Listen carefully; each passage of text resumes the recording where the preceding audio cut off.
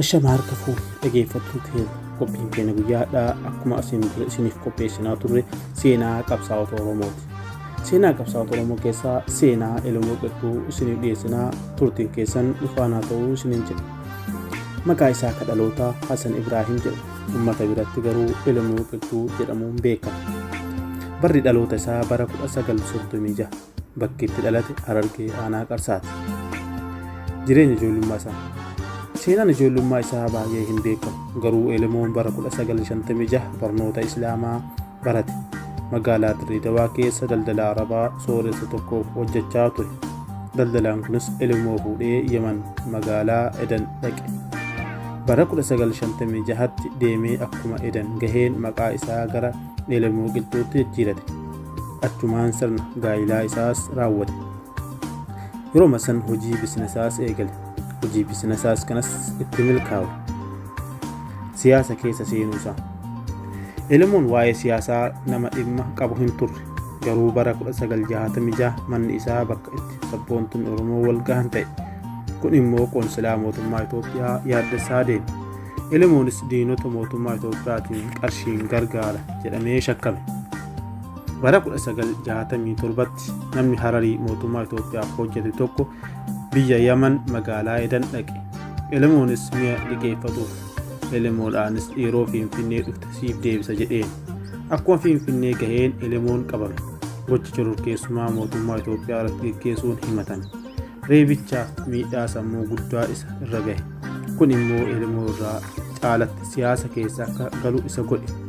Biyyoonni Elemoos qarshii walitti guuranii erga malaammaltummaa dura ta'aa nageenya namichaa tureef qarshii kennanii booda gadi lakkifame.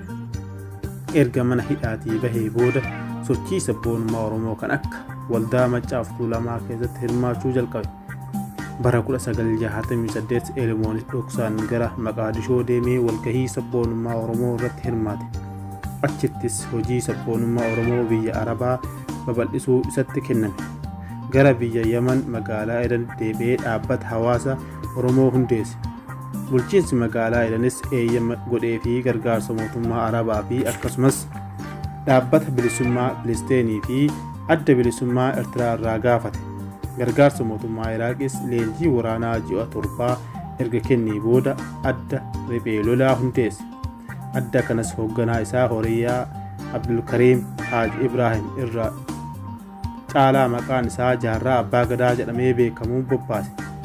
Addi kunis osoo gara Itoophiyaa seenuuf yaaluu mootummaan Soomaaliyaatiin rukutamee booji'ame. Gara mana hidhaatti galfame. Kunis ta'u Elemoon odoo abdii hin kutatin meeshaa waraanaa gargaarsa adda bilisummaa Eertiraa irraa dhoksaadhaan gara gammoojjii Affaarii keessaan gara Itoophiyaa galchuuf kuusuu jalqabe. Bara 1973 Elemoon walgahii sochii qabsoo Oromoo Finfinnee akka hirmaatu waamame. Walgahiin kunis uumamuu adda bilisummaa Oromoo kan xumurame. Yoo ta'u Elemoonis qabsoo waraanaa akka jalqabu dirqamni itti kenname.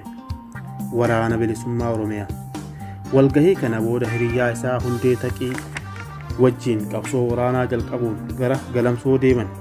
Achittis Jeneraal Taaddasaa Birruu kan hidhaa mana keessa ture wajjin wal argan. Elemoonis dhoksaan humna waraanaa ijaaruu eegale.